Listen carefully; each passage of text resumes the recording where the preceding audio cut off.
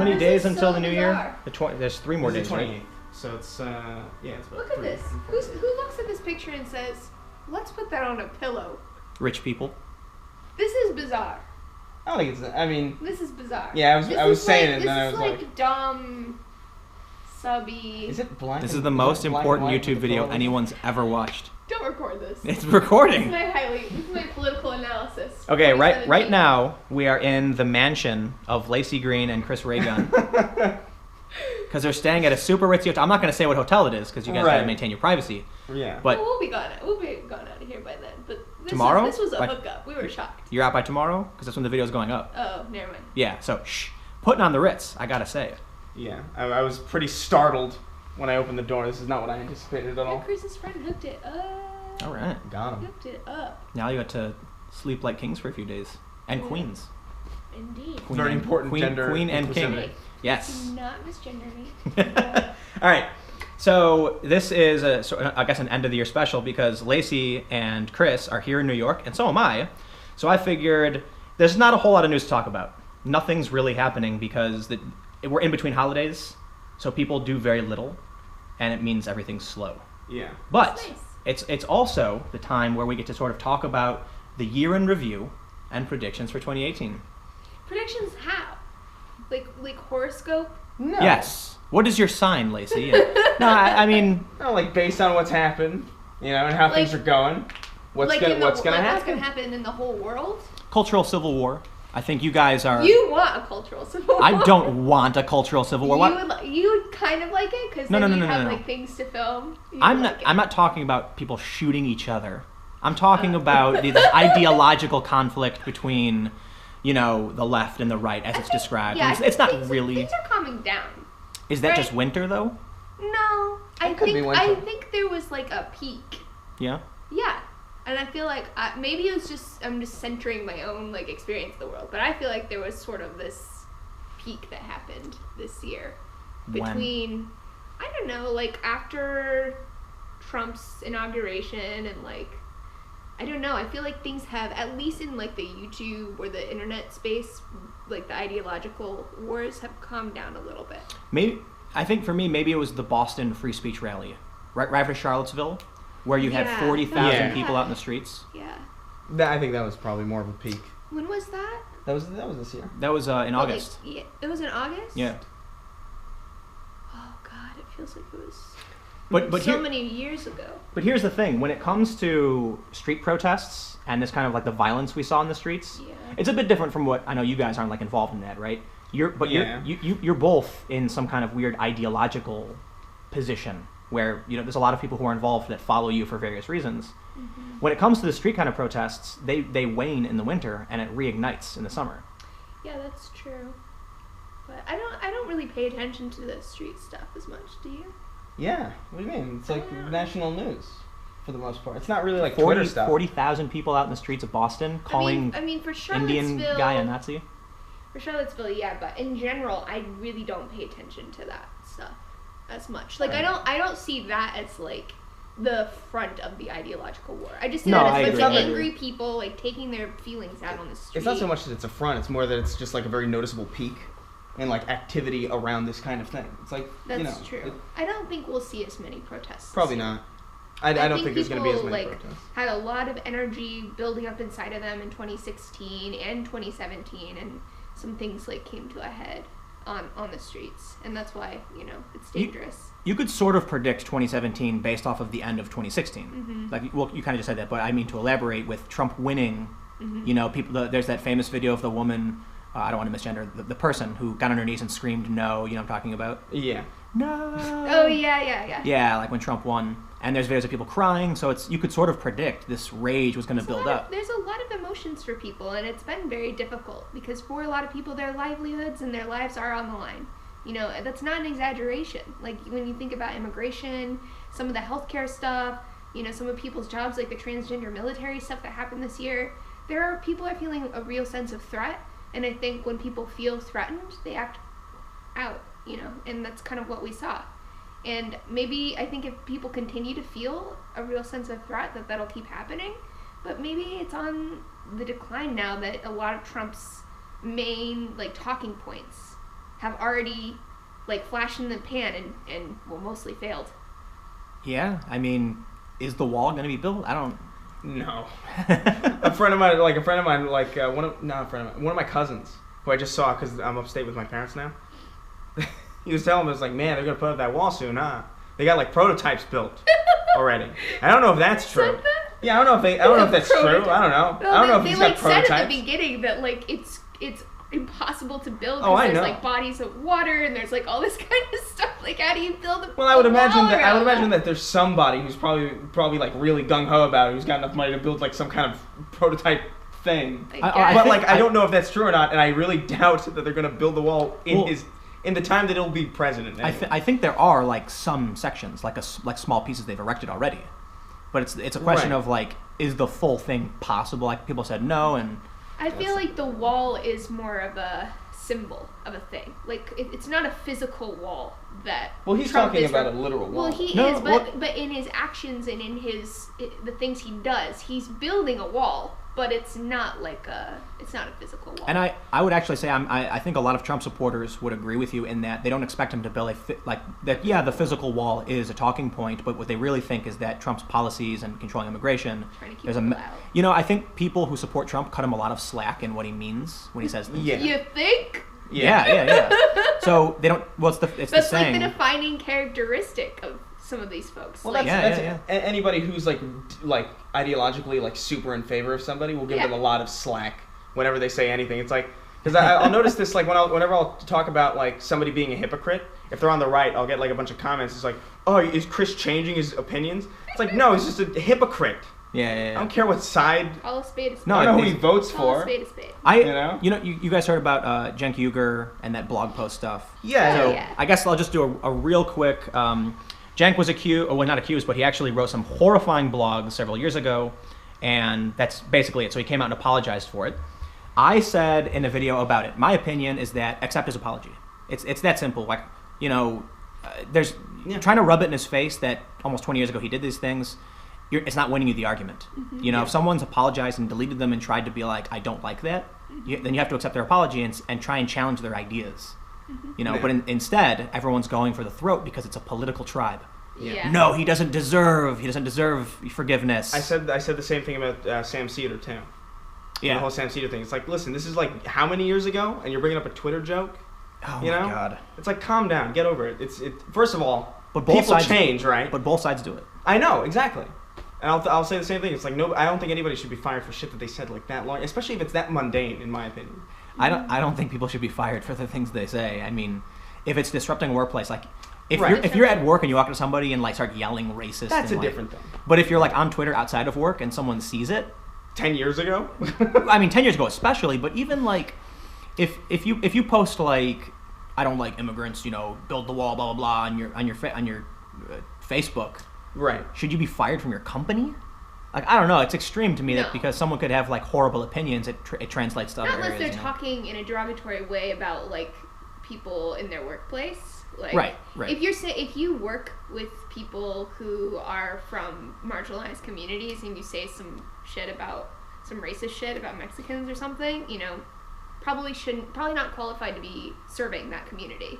But I I- understand that argument. But I feel like even in that regard, the first response should be a reprimand, like, "Hey, look, Yes. You're yes. gonna- Don't fire people outright. Like, you have to give people a chance. it was so ridiculous that MSNBC, honestly, It's because they're feeling pressure. but I think this is my opinion.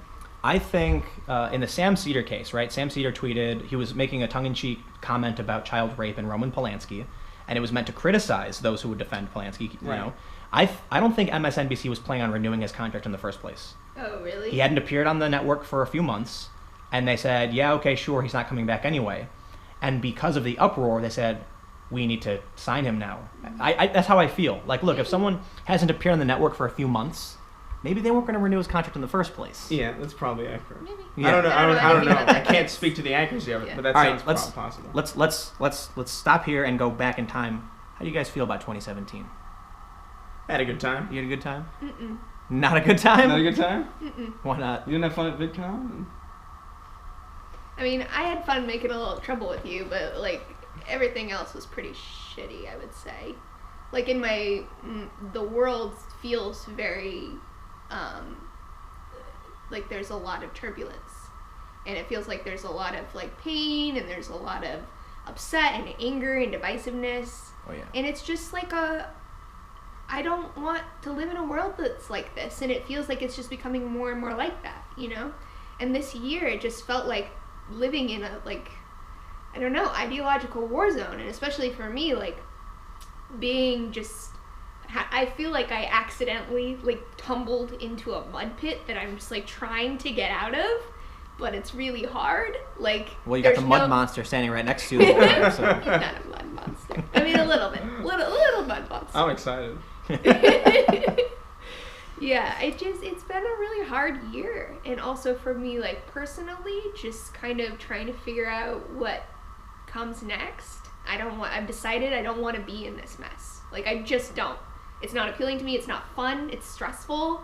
I hate it, you know? And I just want to, like, talk about sex and, like, do what I do. I don't want to be in the middle of this fucking craziness all the time. But I feel like I have no choice. Yeah, what can you do? Because I waited in before it like all of this kind of happened, and now here we are. You know? So, but here's the thing with 2017 being this cultural civil war. I mean, I didn't coin that term. That's like what people are calling it. Yeah. How is that not going to bleed out into 2018? I think it will. I feel like there's an armistice right now, a tiny one, because of the holidays. You know, since November, like end of like Thanksgiving until now, people kind of just disappear. But maybe. I'm sure there's going to be a bunch of weird, crazy shit happening at some point. Things are getting. It's just like what it's going to be. That's like. Well, social media is making it all worse. So I feel like as long as social media is there, like there will be stuff going on. But I don't know. Like this year does feel significant in the sense that it's been building up politically for so long. Like it was almost like a volcano ruptured, and that's not to say that, you know, lava isn't still spilling out, but I would like to think and hope that the worst of it is behind us. The volcano erupted, and the pyroclastic flow has passed us, is what you're saying. Perhaps. And now we've just got the debris and the lava and the magma. And the sky is full of ash. I hope that wasn't like a warm-up explosion. And killing all the crops and mammals. And has literally made, and now it's colder out from the... Exactly. Yeah. Well, there you go. And so 2018 is going to be more of a... Maybe it'll, you know, maybe 2017 was the eruption of the volcano. Maybe Trump's election was. It was a big upset for a lot of people. Conservatives didn't think it was, Trump supporters, I should say, didn't think it was going to happen. No, The left didn't think it was going to happen. Really and that was a big explosion. Yeah. Trump's candidacy and the protests we saw on the street was kind of like a build-up.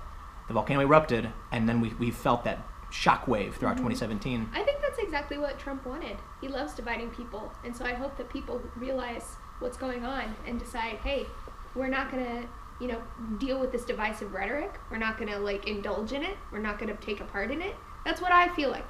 That's what I want. I'm not going to be a part of this because this is a disaster. And that's exactly what he wants. That's what people like him feed on. And if people want to defeat Trump, come together. Put your anger aside somehow. It's important to note that part of your reaction, at least, was because I was making a face when you said that people shouldn't be don't want to be divisive and all that. I kind of rolled my eyes like, I wish people didn't want to be divisive and that people wanted to unify, but people just love winning and attacking their enemy, their ideological enemy. Mm-hmm. You know, so it's ridiculous. Richard Spencer tweets that my journalism is crap. You know, he's Richard Spencer. Well, sure, but like I'm not meaning to single him out. Like, so I've got like him from the alt-right single him out, saying, "Oh, Tim Pool's journalism was weak, it was ineffective, blah blah blah," and then I get the left literally saying my journalism was sympathizing with fascists. Like, the people they call fascists don't like it. They don't like it because, like, I'm just like in the middle, like talking about what's happening. We're all kind of in that you can't make it. Well, you're a traitor. I'm not a traitor. I'm as libtarded as they come. You know, like I'm not like changed sides. All I said was I'll talk to you. That's what's crazy because I guess that's being a traitor now. Is saying, I think that we should talk about stuff and maybe we have some things in common. There was, oh God, it's on the tip of my tongue, but I made a video or I tweeted this out that I got really annoyed at this Huffington Post article saying that the people defending free speech are sympathizing with the alt-right, or they're saying Lindsay Shepherd is now like espousing right-wing like rhetoric. Oh yeah. And I'm like, wait. She claims to disagree with Jordan Peterson and says she's left. you can agree with free speech and be on the left. Right. Yes. Yeah. But Let's not give that to the right, you know. But they give are. everything to the right. They give the right the memes. They give the right the sense of the humor. It's ridiculous. The fact that Pepe. I know. That I feel that. But I'm angry look, about that too. You're still making videos that are like the two genders thing, explaining gender. That's still from like a social justice perspective. You flat out say you're an intersectional feminist, but they've said you've switched sides simply for wanting to open up a dialogue. You see what I mean? Like. No, I mean that's the exact type of rhetoric and divisiveness and attacking your own and attacking other people for no reason that I think is bullshit. And I mean, I feel like people on the internet like insist on operating this way. Some people, and I don't know how to like get around the crazies because they're there. They're just such a prominent part of the internet. I feel like they're running the show right now. Well, you know what it is? It's like it's content that you almost curate for yourself, and people tend to want to be like fed what they already think. Yeah. Because it reaffirms their beliefs. Yeah. So if like somebody that they know that's been reaffirming their beliefs for so long says something that's like even slightly askew, it's like this big like you've switched sides. It's this big like traitor thing. If you're not with us, you're against bullshit. us. It's like the end of Home Alone 2, where the dude screams, "Kevin, you've spent all this money on room service," but he says it from a fucking hotel.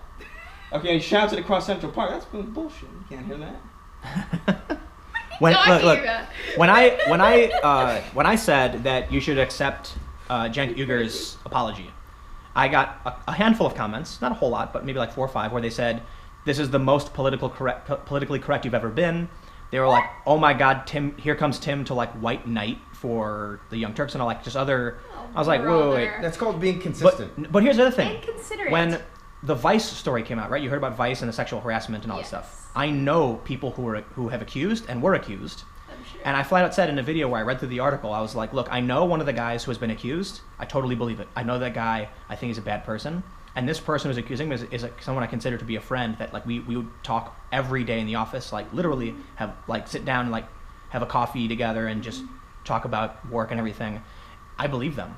And someone was like, "Oh, Tim's white knighting for these people accusing," and I'm like, "But the dude who got accused is literally he's a really bad person, like, and multiple people accused him." But you challenge their narrative. It's like, it's crazy that the narrative is, like, on one side it's literally all women are lying, and the other side is women are never lying. Oh yeah. It's so when I say like, "Oh, I believe these women because I know them and trust them, and I think this guy's bad," they're like, "You're white knighting." I'm like, whoa. Yeah. These are friends that I trust. There are some people who are very invested in the idea that literally everyone is lying about sexual violence. And it's like, I don't know, where does that come from? Like, I don't get it. Can I take this opportunity to call out Lauren Duca specifically? You know who she is? The Teen Vogue writer, a couple 100,000. She was the one who got Martin Shkreli banned from Twitter because, well, Martin Shkreli got himself banned from Twitter, but he crudely cut his face onto pictures of her husband, and then made it his like Twitter profile picture and like claimed to have been married to Lauren Duca. So she said it was harassment, which like, yeah, it kind of was. It's I don't know. A lot of people on the right are like, it wasn't. He was making jokes, but also putting her images on your profile and it's gonna direct people her way. That's iffy. Yeah, it's iffy. So he gets banned.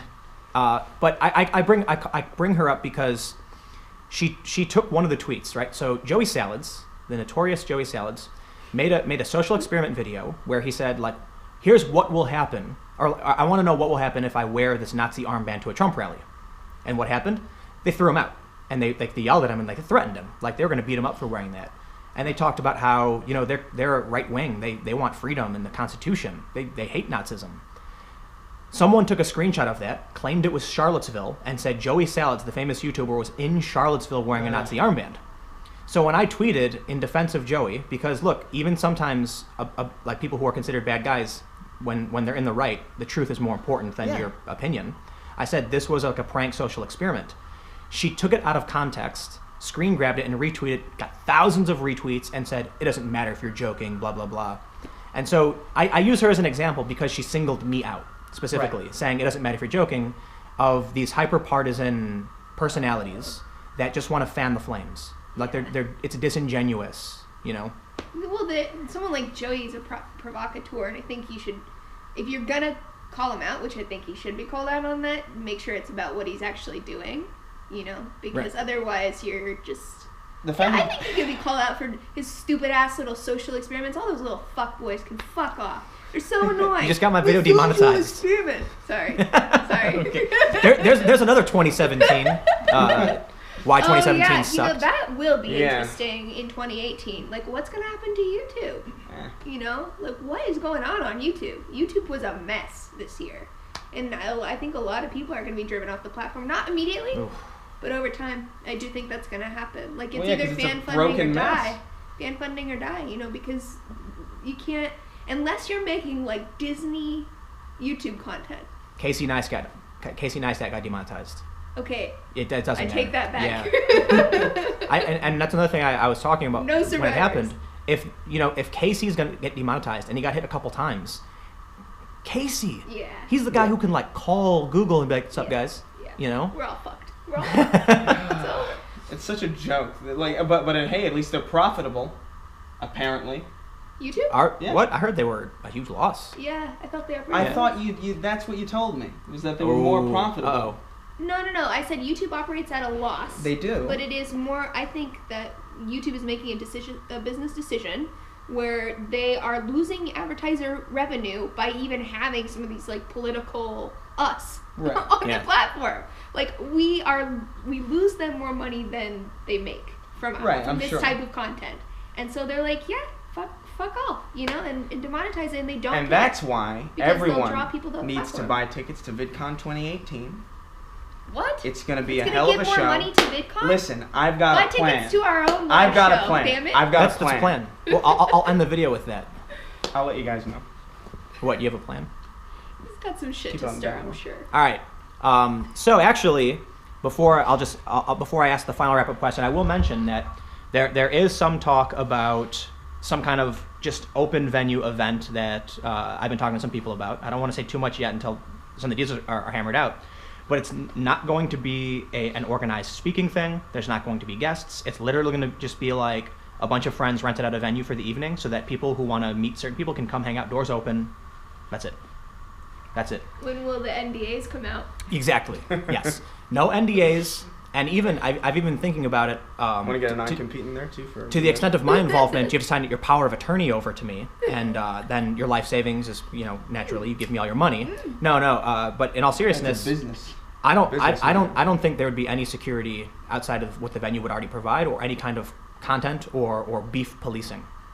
Right? There's been a lot of conferences where it's like, oh, this person has been harassing me, so don't sell them a ticket. And the conferences are like, hey, we don't want this beef in our place, so they police this behavior. Right. My attitude's like, hey, look, if you've got personal beef, you deal with it.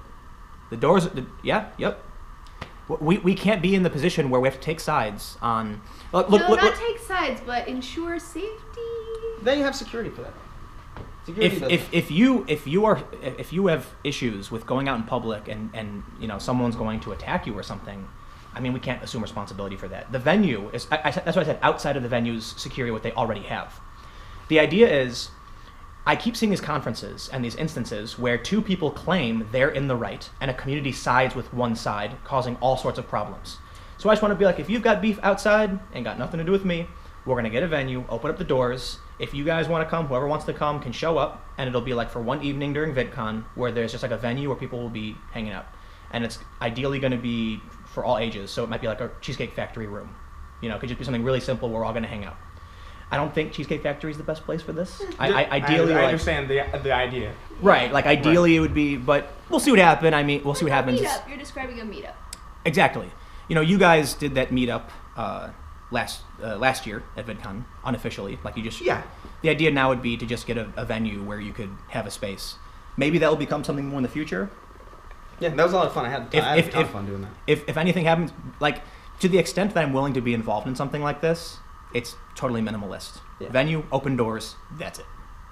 I'll be there at this time, you be there whenever you feel like it. Tell your fans, tell your friends, and that's all I'm thinking about. So anyway, we don't need to talk about that. We'll talk in private and scheme. Yeah. But the last question is, are you hopeful for 2018? You were saying, a moment ago, Laci, that you think things are going to get better. Yeah, I feel hopeful. But Trump's still president. That's okay. Yeah, you'll be all right. We'll make it through. What do you think? I think it's mostly the same. I'm just kind of excited to see what happens.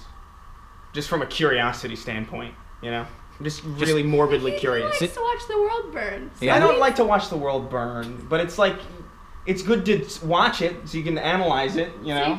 He likes I'm it. just, He I like likes to it. have So- information. He likes it. He wants more burning. Because then he can make snarky videos where he makes fun of the people who are stupid.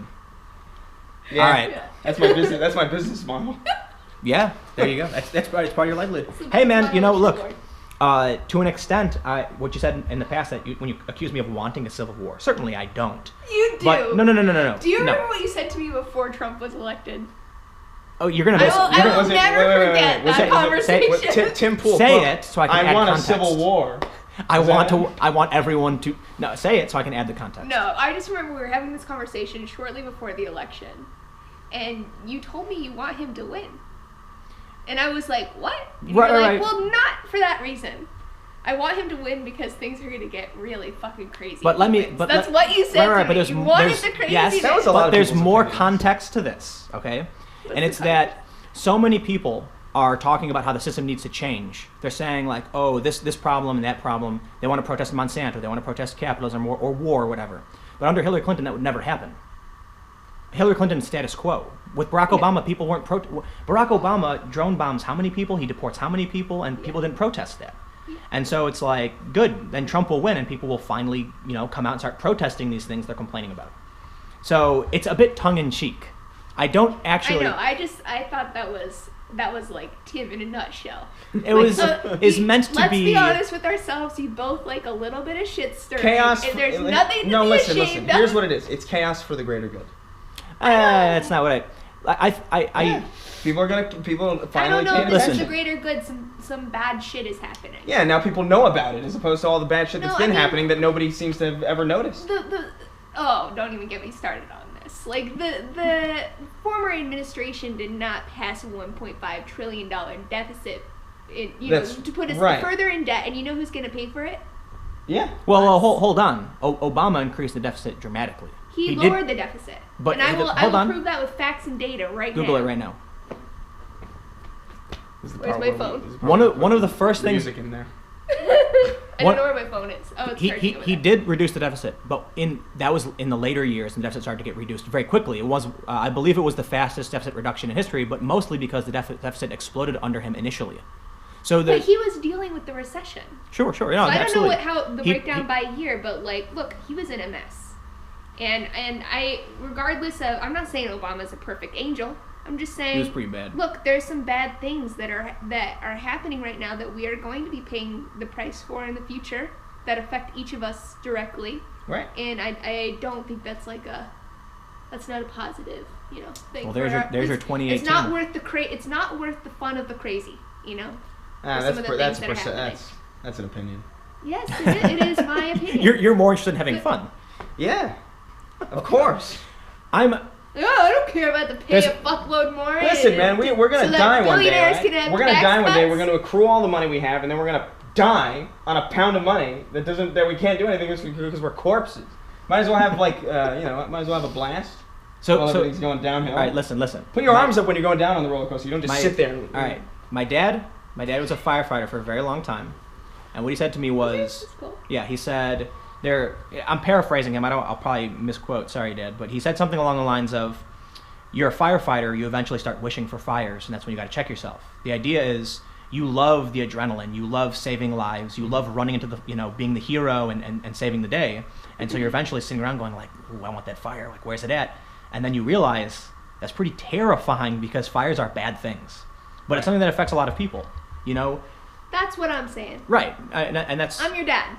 yes. But my dad taught me well, and I acknowledge, as much as it is exciting, and I'm very passionate about being on the ground and covering stories like this, I certainly don't want them to happen. It's really stressful. My God. Right. I know you don't want them to happen, No, but listen. I think a little part of you, and maybe a big part of you, was curious, and a lot of people Yeah. were sort of. A lot of people were curious. A lot of people didn't feel like an immediate threat from the election. Didn't feel like their people were being attacked or whatever.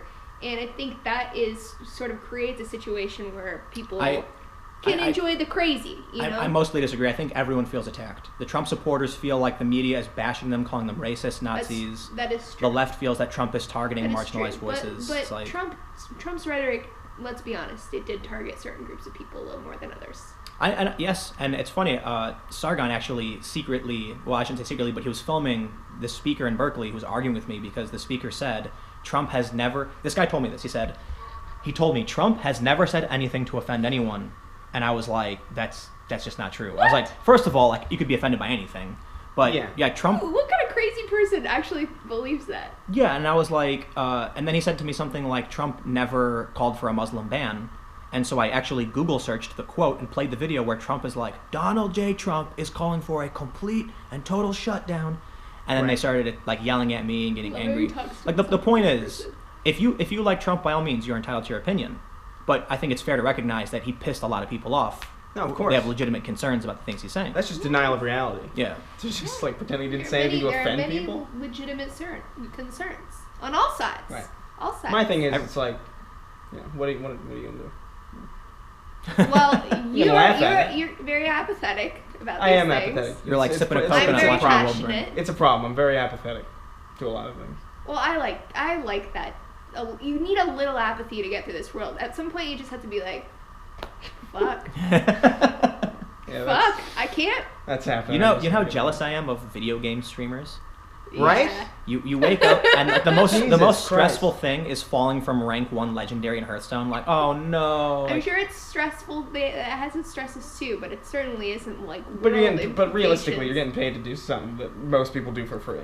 Like the fun. majority of For people do fun. for free Well, and for fun. But you're the best, and you should be. I love watching games. Yeah, well, you're yeah, saying tell me your you're saying competitive players. Yeah. I thought you just meant like streamers. But no, yeah, even still, the reason I'm saying like I'm being facetious, but man, I have to go to dangerous places, and I get shit on by people for like calling me. Your job's stressful.